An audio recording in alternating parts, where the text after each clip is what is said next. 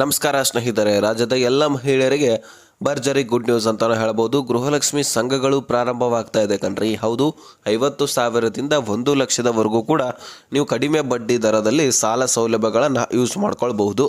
ಹಾಗಾದರೆ ಈ ಗೃಹಲಕ್ಷ್ಮಿ ಸಂಘಗಳು ಯಾವಾಗಿನಿಂದ ಪ್ರಾರಂಭವಾಗ್ತಾ ಇದೆ ಇದನ್ನು ನಾವು ತಿಳಿದುಕೊಳ್ಳೋಣ ಈ ಒಂದು ವಿಡಿಯೋದಲ್ಲಿ. ಇದರ ಜೊತೆಗೇನೆ ಇನ್ನು ಮುಂದೆ ಅನ್ನಭಾಗ್ಯ ಯೋಜನೆಯಲ್ಲಿ ನಿಮಗೆ 5 kg ಅಕ್ಕಿ ಮಾತ್ರ ಸಿಗುತ್ತೆ. ಅದರ ಜೊತೆಗೆ ಇನ್ನು 5 kg ಅಕ್ಕಿ ಬದಲಾಗಿ ಬೇಳೆಕಾಳುಗಳು, ಸಕ್ಕರೆ, ಉಪ್ಪು, ಎಣ್ಣೆ, ಅದೇ ರೀತಿಯಾಗಿ ಇನ್ನಿತರ ಒಂದು ವಸ್ತುಗಳು ಕಿಟ್ನ ಮುಖಾಂತರ ನಿಮಗೆ ಸಿಗಲಿದೆ.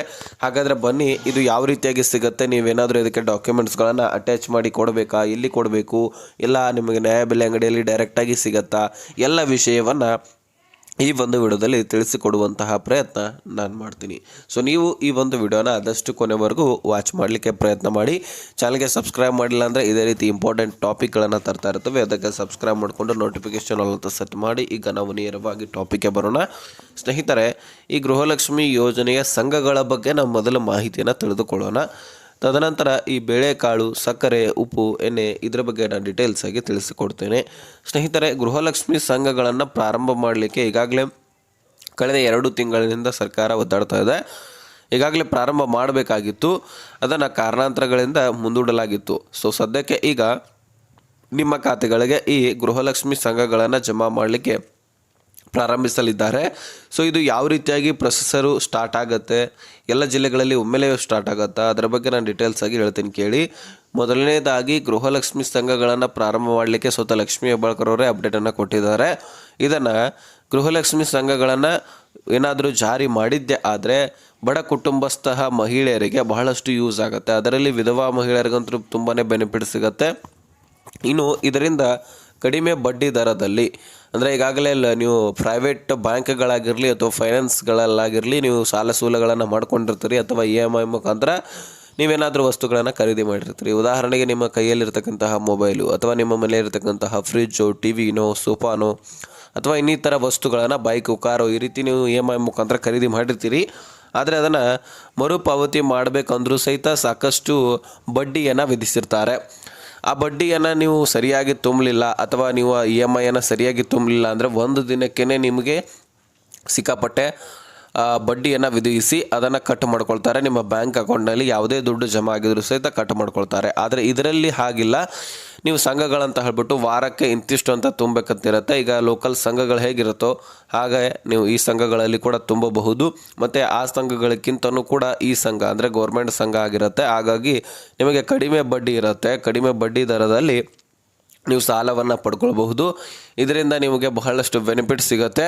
ಕಡಿಮೆ ಬಡ್ಡಿ ದರದಲ್ಲಿ ಅಂದರೆ ಈಗ 1,000ಕ್ಕೆ ಕಡಿಮೆ, ಅತಿ ಕಡಿಮೆ ಬಡ್ಡಿ ದರ ಅಂದರೆ ಅದನ್ನು ಇನ್ನೂ ಫಿಕ್ಸ್ ಮಾಡಿಲ್ಲ, ಇಷ್ಟೇ ಬಡ್ಡಿ ಅಂತ ಹೇಳ್ಬಿಟ್ಟು ಸರ್ಕಾರ. ಅದಕ್ಕೋಸ್ಕರ ನಾವು ಹೆಚ್ಚೋ ಕಡಿಮೆ ಹೇಳ್ಬೋದಾಗಿರುತ್ತೆ. ಆದರೆ ಅದು ಸರಿ ಅನಿಸಲ್ಲ.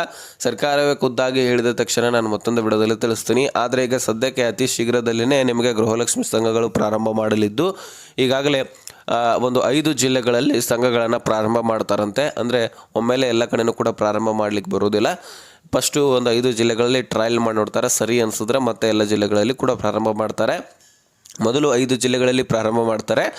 ಅಲ್ಲಿ ಸರಿಯಾಗಿ ಮಹಿಳೆಯರು ತುಂಬಿದ್ರೆ, ಅದರಲ್ಲಿ ಸರಿಯಾಗಿ ಮಹಿಳೆಯರು ಅದನ್ನು ಪಡ್ಕೊಂಡು ತುಂಬಿದ್ದೆ ಆದರೆ ನಿಮಗೇನಾಗುತ್ತೆ, ಮತ್ತೆ ಉಳಿದಂತಹ ಜಿಲ್ಲೆಗಳಲ್ಲಿ ಕೂಡ ಪ್ರಾರಂಭ ಮಾಡಿ ರಾಜ್ಯದ ಪ್ರತಿ ಜಿಲ್ಲೆ ಅಲ್ಲದೆ, ತಾಲೂಕು ಅಲ್ಲದೆ, ಗ್ರಾಮ ಅಲ್ಲದೆ, ಹಳ್ಳಿ ಅಲ್ಲದೆ, ಸಿಟಿ ಅಲ್ಲದೆ, ಮೂಲೆ ಮೂಲೆ ಓಣೆಗಳಲ್ಲಿ ಕೂಡ ಈ ಗೃಹಲಕ್ಷ್ಮಿ ಸಂಘಗಳನ್ನು ನಾವು ಪ್ರಾರಂಭ ಮಾಡ್ತೀವಿ ಅಂತಕ್ಕಂತಹ ಆಶ್ವಾಸನೆಯನ್ನು ಸ್ವತಃ ಲಕ್ಷ್ಮೀ ಹೆಬ್ಬಾಳ್ಕರ್ ಅವರು ಮಾಹಿತಿಯನ್ನು ಕೊಟ್ಟಿದ್ದಾರೆ. ಸೊ ಹಾಗಾದರೆ ಸ್ನೇಹಿತರೆ, ಗೃಹಲಕ್ಷ್ಮಿ ಸಂಘಗಳು ಪ್ರಾರಂಭವಾಗಬೇಕಾ ಅಥವಾ ಬೇಡವಾ ಅನ್ನುವಂಥದ್ದು ನಿಮ್ಮ ಅನಿಸಿಕೆ ಕೂಡ ಕಮೆಂಟ್ ಮಾಡಿ ತಿಳಿಸೋದನ್ನು ಮರಿಬೇಡಿ. ಇದಕ್ಕೆ ನೀವು ಅಪ್ಲಿಕೇಶನ್ ಹಾಕಬೇಕು ಅಂತ ಏನಿಲ್ಲ, ಅದಕ್ಕೆ ಇನ್ನೂ ಕೂಡ ಬಿಟ್ಟಿಲ್ಲ.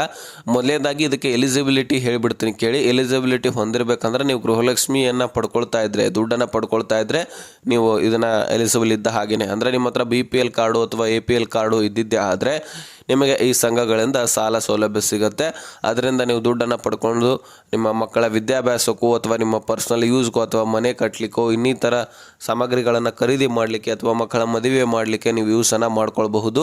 ಇದರಿಂದ ಬಹಳಷ್ಟು ಬೆನಿಫಿಟ್ಸ್ ಇದೆ. ಅದರಲ್ಲಿ ವಿಧವಾ ಮಹಿಳೆಯರಿಗಂತೂ ಹೆಚ್ಚಿನ ಸೌಲಭ್ಯ ಸಿಗುತ್ತೆ. ಯಾಕಂದರೆ ಕಡಿಮೆ ಬಡ್ಡಿ ಅಂದರೆ ಎಷ್ಟು ಕೊಟ್ಟಿರ್ತಾರೋ ಅದಕ್ಕೆ ಒಂದು ಸ್ವಲ್ಪ ಹಾಕಿ ಕೊಟ್ಟರೆ ಸಾಕು.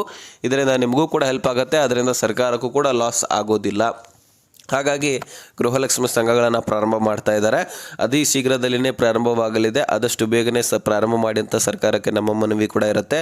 ಇದನ್ನು ಬಿಡುಗಡೆ ಮಾಡಿದ ತಕ್ಷಣವೇ ಇದಕ್ಕೆ ನೀವು ಅಪ್ಲಿಕೇಶನ್ ಕೂಡ ಹಾಕಬೇಕಾಗತ್ತೆ. ಈಗ ನೋಡಿ, ನಿಮ್ಮ ಡಾಕ್ಯುಮೆಂಟ್ಸ್ಗಳನ್ನು ಕೂಡ ನಿಮ್ಮ ಆಸ್ತಿಪಾಸ್ತಿಗಳದ ಎಷ್ಟಿದೆ ಎಷ್ಟಿಲ್ಲ ಅನ್ನುವಂಥದ್ದು ಕೂಡ ಹಚ್ಚಬೇಕಾಗತ್ತೆ. ಯಾಕಂದರೆ ನೀವು ಸಂಘಗಳನ್ನು ತೀರಿಸಲಿಲ್ಲಪ್ಪ ಅಂದರೂ ಸಹಿತ ಸರ್ಕಾರ ಅದನ್ನು ಜಪ್ತಿ ಮಾಡಿಕೊಳ್ಳುವಂಥದ್ದು. ಹೌದು, ಈಗ ನಿಮಗೆ ಯಾವ ರೀತಿಯಾಗಿ ಬೇರೆ ಸಂಘಗಳಲ್ಲಿ ನೀವು ಹೇಗೆ ಫಲಾನುಭವಿಗಳಾಗಿರ್ತೀರಿ ಹಾಗೆ ಇಲ್ಲಿ ಕೂಡ ಫಲಾನುಭವಿಗಳಾಗಬೇಕು. ಇದಕ್ಕೋಸ್ಕರ ಸಪ್ರೇಟಾಗಿ ಅಪ್ಲಿಕೇಶನನ್ನು ಹಾಕಬೇಕಾಗತ್ತೆ. ಇಲ್ಲಿ ಒಂದು ಏರಿಯಾಕ್ಕೆ ಒಂದಿಬ್ಬರು ಅಂತ ಹೇಳ್ಬಿಟ್ಟು ನೇಮಕ ಮಾಡಿದ್ರು ಮಾಡಬಹುದು. ಅದೆಲ್ಲವೂ ಕೂಡ ಬಿಟ್ಟ ತಕ್ಷಣ ನಾನು ಹೇಳ್ತೀನಿ, ಈಗ ಊಹೆ ಮಾಡ್ಕೊಳ್ಳೋದು ಬೇಡ. ಈಗ ಸ್ನೇಹಿತರೆ, ಅನ್ನಭಾಗ್ಯ ಯೋಜನೆ ಕಡೆ ನಾವು ಬರೋಣ.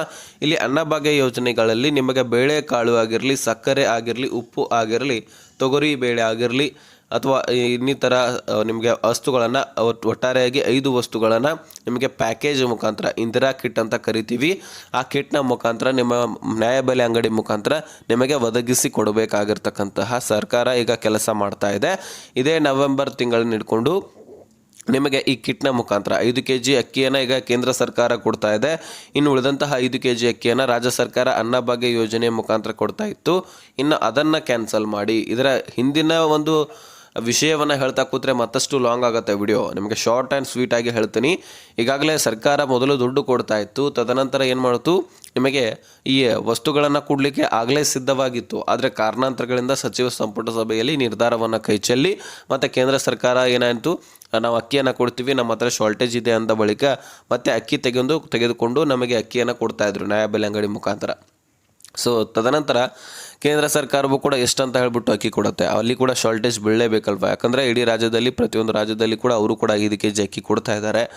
ಇನ್ನು ಉಳಿದಂತಹ ಅಕ್ಕಿಯನ್ನು ಮಾರಾಟ ಮಾಡ್ತಾ ಹೋದರೆ ಅವ್ರಿಗೂ ಕೂಡ ಶಾರ್ಟೇಜ್ ಬೀಳುತ್ತೆ. ಹಾಗಾಗಿ ಸರ್ಕಾರ ಏನು ಮಾಡ್ತು, ಈ ಅಕ್ಕಿಯ ಬದಲಾಗಿ ಮತ್ತು ವಸ್ತುಗಳನ್ನು ಕೊಟ್ಟರೆ ಕಿರಿಕಿರಿನೇ ಇರೋದಿಲ್ಲ ಅಂತ ಹೇಳ್ಬಿಟ್ಟು ರಾಜಸ್ಥಾನದಿಂದ ಟೆಂಡರ್ ಮುಖಾಂತರ ಉಪ್ಪನ್ನು ತರಿಸ್ಕೊಂಡ್ರೆ ಉಳಿದಂತಹ ಬೇಳೆಕಾಳುಗಳು, ಗಾಣದ ಎಣ್ಣೆ, ಸಕ್ಕರೆ, ಉಳಿದಂತಹ ಒಂದು ಹೆಸರು ಕಾಳುಗಳು ಇವೆಲ್ಲವುಗಳನ್ನು ಕೂಡ ನಮ್ಮ ರಾಜ್ಯದಲ್ಲಿನೇ ಬೆಳೆದು ಅಲ್ಲೇ ರೆಡಿ ಮಾಡಿಕೊಂಡು ನಿಮಗೆ ನ್ಯಾಯಬೆಲೆ ಅಂಗಡಿ ಮುಖಾಂತರ ಒದಗಿಸಿಕೊಡುವಂತಹ ಕೆಲಸ ಈಗ ಮಾಡ್ತಾ ಇದೆ.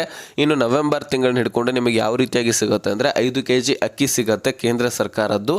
ಇನ್ನು ರಾಜ್ಯ ಸರ್ಕಾರದಿಂದ 5 kg ವಸ್ತುಗಳು ಅಂದರೆ ಒಂದೊಂದು kg, ಒಬ್ಬೊಬ್ಬರಿಗೆ 1 kg, ಹಾಗೆ 4 ಜನಕ್ಕಿಂತ ಕಡಿಮೆ ಇರತಕ್ಕಂತಹ ಕುಟುಂಬಸ್ಥರಿಗೆ ಇಲ್ಲಿ ರೇಷನ್ ಕಾರ್ಡ್ನಲ್ಲಿ 4 ಜನಕ್ಕಿಂತ ಕಡಿಮೆ ಏನು ಇರ್ತಾರಲ್ವ ಅವರಿಗೆ ಈ ವಸ್ತುಗಳನ್ನು ಕೊಡುವಂತಹ ಕೆಲಸ ಮಾಡ್ತಾ ಇದ್ದಾರೆ.